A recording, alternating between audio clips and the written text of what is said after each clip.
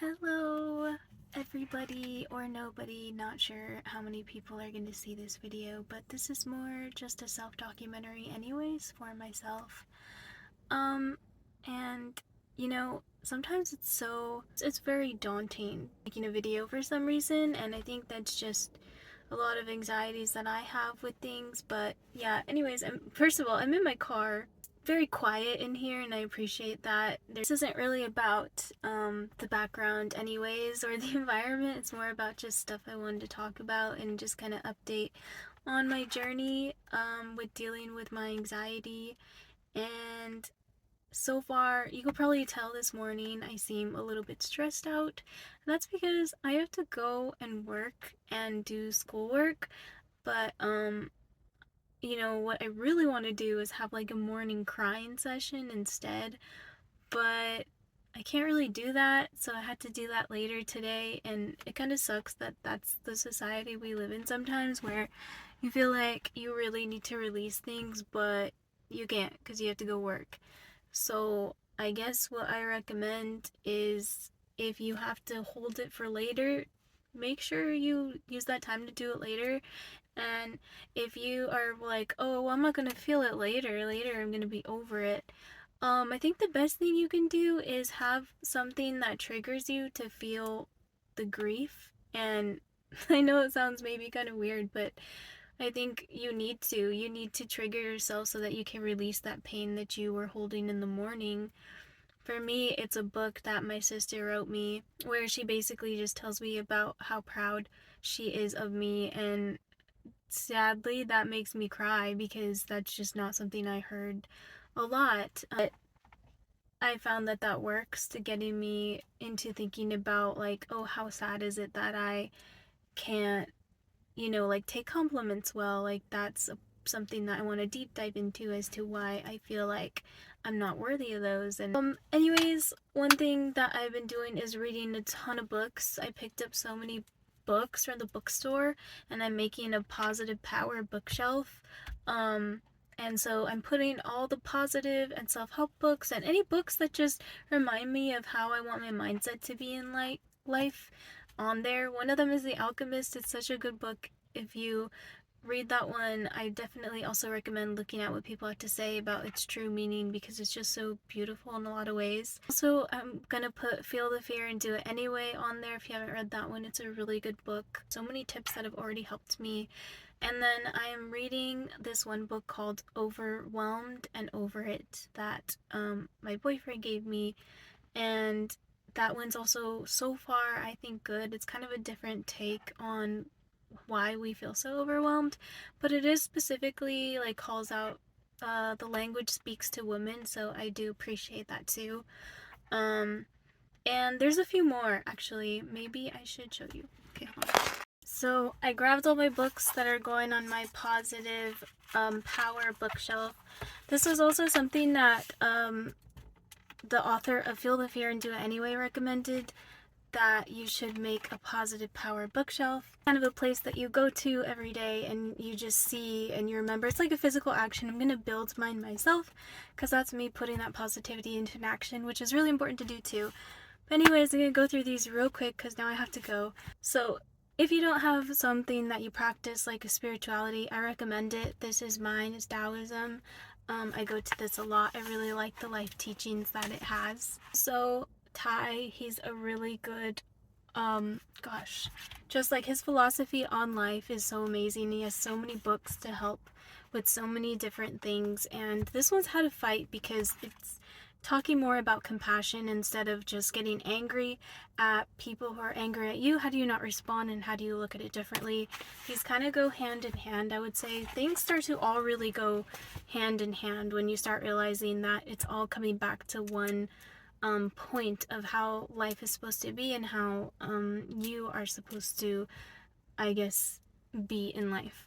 This one's a little more abstract, but it's really good. It's Ram Dass, Remember Now, Be Here Now. This one just, it's kind of, well,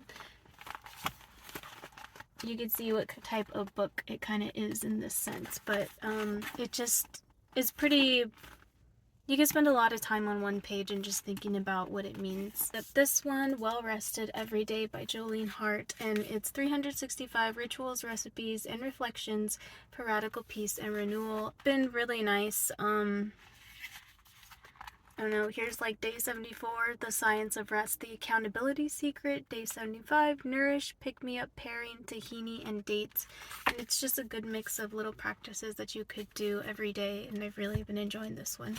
This one is Social Justice for the Sensitive Soul. I picked this one up because I do really like being active in the kind of things that are going on in society and volunteering and things like that. But it can weigh down on you a lot, so I want to read what I have to say about kind of protecting your peace too. This one is Manifest Your True Essence, Clear Your Blocks, Find Your Joy, Live Your Truth. This one I haven't read yet, but you know, in the back it says transcend your deepest trauma, rewire your subconscious, nurture a deep and more sacred connection to your source energy. And I just feel like it's just going to be a great addition. One is Dear Younger Me, What 35 Trailblazing Women Wish They'd Known as Girls. And I really like this because basically in a nutshell, I grew up in a very machismo household, if you know what that is. It wasn't very women empowerment friendly, and so I ended up, you know, being a minority woman who went into engineering, and so I kind of found that power in myself and proved to myself that I could do something like that. But that's why I think this is interesting to me, because I felt like being a trailblazing woman is something that you kind of have to do sometimes when you grow up in a place where people keep trying to put you down. And I'm sure their stories are probably crazier than mine, but you know, it all at the core I think is the same thing of finding that self-empowerment in yourself.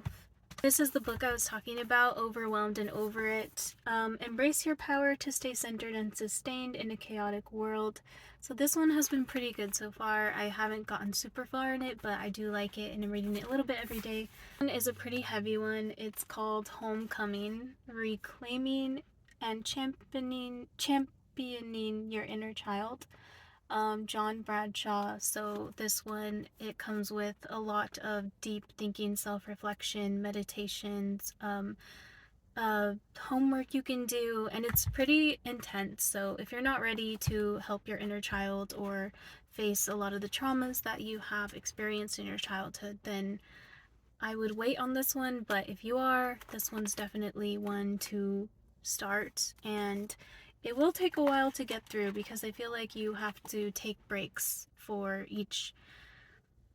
At least I've found that, you know, I haven't been able to just blast through it. I've had to take breaks. Last, I recommend workbooks. So this is a shadow workbook, a guide to shadow work by Stephanie Kirby. Kind of nice. It gives you little prompts and then a space to write it, and we're going to be sharing some of those things. But I do recommend in your positive bookshelf, pair books that you've read or plan to read. Don't just make it a bookshelf of I'm going to read all of these and then a year passes and you haven't touched one. Definitely, you know, I definitely overdid it getting quite a few books that I haven't read yet, but I'm making my way through them pretty steadily because I'm very determined and serious to move past this hardship in my life and just stop feeling so much anxiety and be free of these weights and chains from the trauma I've experienced and my triggers. So recommend getting a mix of positive books and workbooks and journals that you could write in. That's another thing that I do. I have 2 journals. One I write childhood memories in, positive ones, and then another one I write when I have anxiety attacks, about what I spiral thought and then what the reality of the situation was, and just like, you know, stuff like that. But I hope that was helpful. I wanted to share that, and I'll be filming too, me building my bookshelf. I don't know what it's gonna look like yet, so when I figure that out, then I'll start. But I'm also gonna take my time doing that because it's about not overwhelming myself, because I have so much that I have to do. And you know, already talking about these books and having them near me just made me feel so much better, and so you can probably tell through the video. But yeah, that's like one of the biggest things I think has changed my mentality so far. I also have quite a few of people that I listen to on YouTube that I want to share in another video, and music and just like every outlet you could think of. Write yourself notes, listen to uplifting music, watch uplifting videos, or movies. That's another one that I want to go over. But for now, it's just the books that I wanted to cover, and yeah. Anyways, that you found something helpful out of this, and I will continue to make videos, so if you have stumbled upon this, feel free to follow me and subscribe, and if not, no worries. I hope this still helped you. Bye!